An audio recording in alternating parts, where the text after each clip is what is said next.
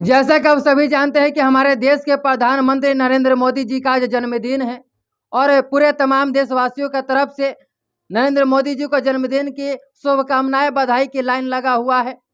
इसी बीच में भोजपुरी इंडस्ट्री के पावर स्टार कहे जाने वाले पवन सिंह एक गाना गाए हैं मोदी जी के जन्मदिन को लेकर के, और जिस गाने का बोल है देश दीवाना मोदी का।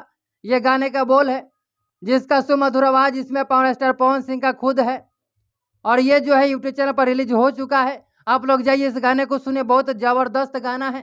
और गाना ज़बरदस्त हो भी क्यों ना, क्योंकि सुमधुर आवाज़ जो पावर स्टार पवन सिंह का है इस गाने में।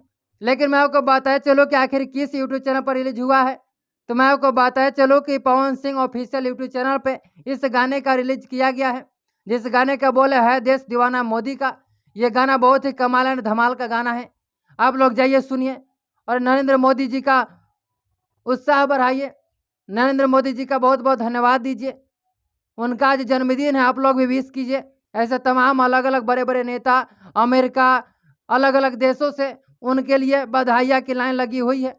ऐसे नरेंद्र मोदी जी आपको कैसे नेता लगते हैं, आप राय को कमेंट बॉक्स में जरूर बताइएगा।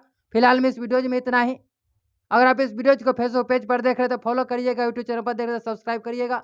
अपने कीमती समय निकाल कर हमारे इस वीडियो को यहाँ तक देखने के लिए आपको बहुत बहुत धन्यवाद।